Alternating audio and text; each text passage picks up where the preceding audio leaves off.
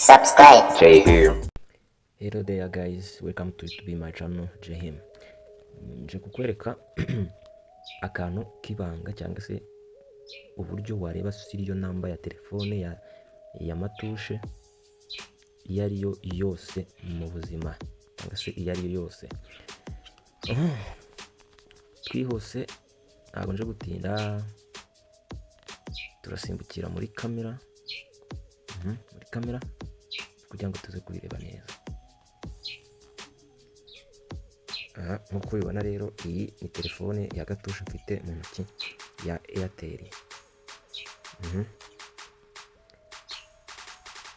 Ubwo ikintu ngiye gukora ni iki, tugiye kuyifungura. Tumara kuyifungura, ikintu turi bukore turakanda akanyenyeri urwego 0 6 urwego. Iyi niyo seriyo namba ya telefone yawe cyangwa se ya gatushe. Iyi niyo yanjye.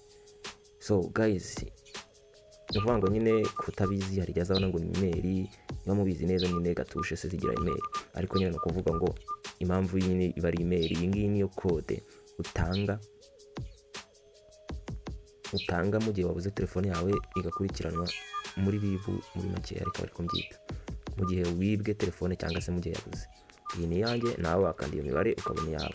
So guys, karako gatiri kenje kubereka abantu benshi batazi. Murakoze, turi kumwe, ciao. Subscribe. Jay here.